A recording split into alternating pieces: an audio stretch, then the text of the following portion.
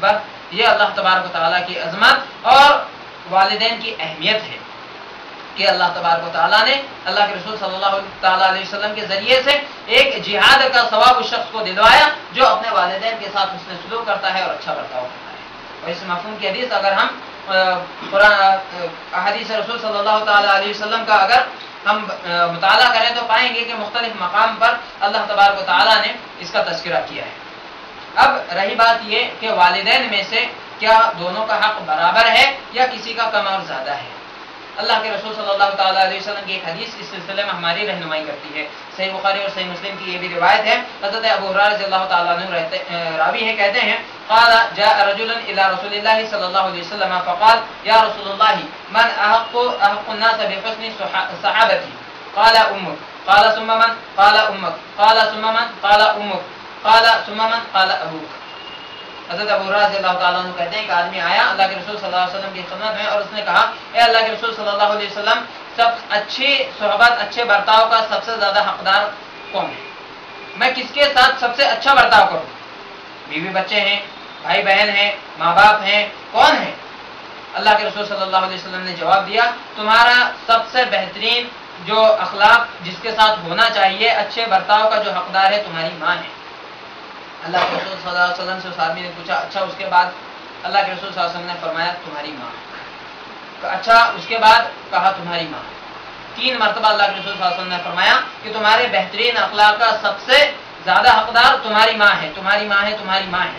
پھر جب اس نے چوتھی بار پوچھا ثم من، اس کے بعد کون ہے؟ کہا ثم ابوک، تمہارے والد۔ تو اللہ تبارک و تعالیٰ نے ایک ماں کو اچھے برتاؤ کے تعلق سے 3 بار فوقیت دی ہے اس کے باپ پر، اور چوتھے مرتبہ اب اس کے باپ کا تذکرہ کیا ہے۔ یہ اس وجہ سے ہے کہ ایک بیٹے کی تربیت میں اور ایک بیٹے کے اس کو جنم دینے میں، اس کے لیے تکلیفیں اٹھانے میں جو کردار ماں ادا کرتی ہے باپ کا وہ کردار نہیں ہوتا ہے، یا یہ کہ جو تکلیفیں ماں اٹھاتی ہے وہ باپ سے بہت زیادہ بڑھ کر ہے۔ اس لیے اللہ کے رسول صلی اللہ علیہ وسلم نے یہ کہا کہ سب سے بہترین حسن اخلاق کا جو تمہارا معاملہ ہے وہ ماں کے ساتھ ہونا چاہیے۔ ایک دوسری وجہ آپ اس کو یہ بھی سمجھ سکتے ہیں کہ ماں کا دل انتہائی نرم ہوتا ہے۔ اگر کوئی بات آپ اونچ نیچ اگر بیٹے سے باپ کے تعلق سے ہو جائے تو وہ ہو سکتا ہے ایک بار اس کو معاف کر دے یا اس کے دل پر اس کا اتنا اثر نہ ہو۔ ایک بات اگر آپ نے کوئی اپنے گھر میں کہہ دی جو نہیں کہنی چاہیے تھی تو ایک باپ اس کو سن لے گا، تھوڑا ناراض ہوگا اور چھوڑ دے گا، لیکن وہ بات ماں کے دل پر اتنی چوٹ کرتی ہے کہ ضرور بس ضرور اس کی آنکھوں سے آنسو نکل پڑتے ہیں۔ تو ماں کا دل جو اتنا نرم ہوتا ہے وہ ایک وجہ اس کی یہ بھی ہے کہ اللہ کے رسول صلی اللہ علیہ وسلم نے فرمایا دیکھو کوئی بات تمہاری ماں کے تعلق سے ہرگز ایسی نہیں ہونی چاہیے جو اس کے دل کو ٹھیس پہنچے۔ 3 مرتبہ ماں کا ذکر کیا، پھر اس کے بعد باپ کا ذکر کیا۔ اس کا مطلب یہ نہیں ہے کہ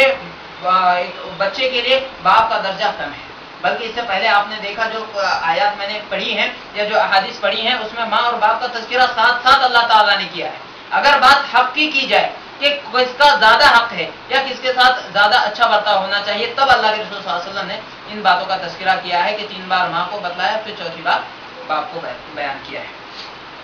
لہذا جو بھی نیکی کا کام ہو جس کے بارے میں بھی کم از کم جو جائز کام ہو، اگر ماں باپ اس کا حکم دے رہے ہیں تو بیٹے پر یہ فرض ہے کہ بلا چوچرا بیٹے پر یا بیٹی پر، یہ حکم جو بیان کیا گیا ہے یہ سب کے لیے ہے، صرف بیٹوں کے لیے نہیں بلکہ بیٹیاں بھی اس میں اسی طریقے سے شامل ہیں۔ جب بھی کسی بھلے کام کا کم از کم جائز حد تک جو بھی کام ہو جب بھی ماں باپ اس کے لیے کہیں تو ضروری ہے کہ وہ اپنے ماں باپ کی اطاعت کرے، فرما برداری کرے۔ اس تعلق سے اگر ہم واقعات دیکھیں تو واقعات بھی بہت سارے آپ کو ملیں گے، جیسا کہ بنو اسرائیل کے اصحاب کہف کا واقعہ جو ہے آپ بارہا سنتے رہتے ہیں کہ اس شخص نے جو اپنے ماں باپ کا تذکرہ کیا کہ میں اپنے گھر پر دودھ لے کر جب لوٹا، شام میں دیر ہو چکی تھی، دیکھا ماں باپ سو گئے ہیں اور میرے بچے بلک رہے تھے بھوک سے، میرے پیروں سے لپٹ لپٹ کر رو رہے تھے، لیکن صرف چونکہ میری عادت تھی اور میں اپنے ماں باپ کا حق جانتا تھا، میں نے ان کے اٹھنے سے پہلے اور اس دودھ کا پیالہ پینے سے پہلے یہ گوارا نہیں کیا کہ میرے بچے اس دودھ کو پی لے۔ رات بھر وہ آدمی اسی طریقے سے وہاں کھڑا رہا کہ میرے والدین جب بھی اٹھیں گے میں انہیں دودھ پیش کروں گا، وہ پیئیں گے، سیر ہو جائیں گے، اس کے بعد ہی میں اپنی بیوی اور بچوں کو چھوڑوں۔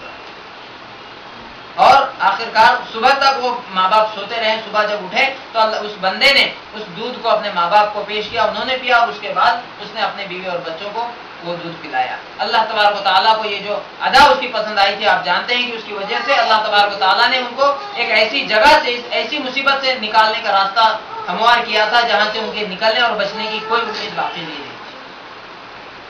صرف ایک مرحلہ وہ ہوتا ہے کہ جب انسان کو پر سے ماں باپ کی اطاعت اور فرما برداری ختم ہو جاتی ہے۔ یہاں تک کہ اگر آپ تذکرہ کریں گے تو پائیں گے کہ اگر کسی کے ماں باپ مشرک ہیں، ایمان نہیں لائے ہیں،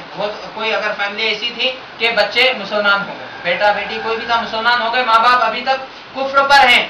اللہ کے رسول صلی اللہ تعالیٰ علیہ وسلم نے ان کے ساتھ بھی اچھا سلوک کرنے کا حکم دیا ہے۔ ان کے ساتھ بھی تم ان کی نافرمانی نہیں کر سکتے جب تک وہ اسلام کے خلاف کوئی کام کرنے کو تمہیں نہ،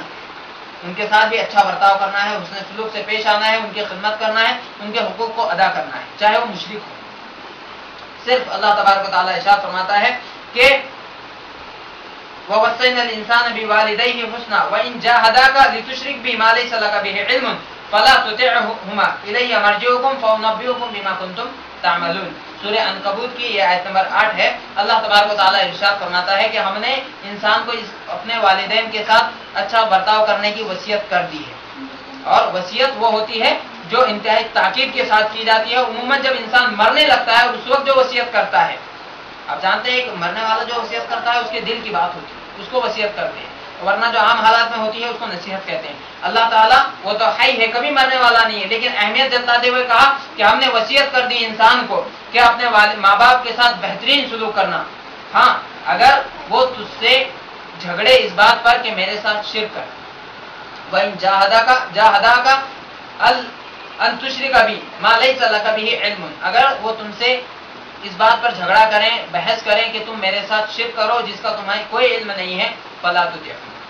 تو اب ان کی اطاعت مت کرنا۔ اب ان کی اطاعت نہ کرنے پر تمہارے اوپر کوئی گناہ نہیں، بلکہ ضروری ہے کہ تم ان کی اطاعت نہ کرو، ان کی بات نہ مانو، تم سب کو میرے ہی طرف لوٹایا جانا ہے۔ اور فَأُنَبِّئُكُم بِمَا كُنتُمْ تَعْمَلُونَ، اور اس وقت میں تمہیں تمہارے اعمال کی پوری خبر دوں گا کہ کس نے کیا نیکی کی، ماں باپ کے ساتھ کیا سلوک کیا، کس نے نافرمانی کی، کب اطاعت کی اور کب نافرمانی کی، کیا کرنا چاہیے تھا نہیں کیا اور کیا نہیں کرنا چاہیے تھا کیا۔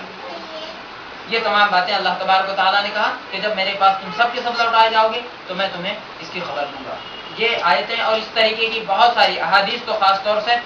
جو ماں باپ کے اطاعت کے سلسلے میں ہیں، صحابہ کے جو واقعات ہیں، قرآن نے جو واقعات بیان کیے ہیں، یہ بہت زیادہ ہیں جو اس بات کی طرف اشارہ کرتے ہیں کہ انسان کو اپنے ماں باپ کے ساتھ انتہائی اچھا سلوک اختیار کرنا چاہیے، چاہے جس معاملے میں ہو،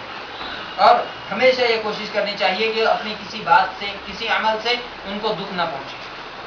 ہو سکتا ہے بہت سارے حالات انسان کے ساتھ آتے رہتے ہیں کہ ناراضگی پیدا ہوتی ہے یا کوئی بات ایسی ہوتی ہے جو ہمیں اچھی نہیں لگتی ہے، لیکن ہمیں یہ خیال رکھنا چاہیے کہ والدین ہمیشہ اپنے ماں باپ کا بھلا چاہتے ہیں۔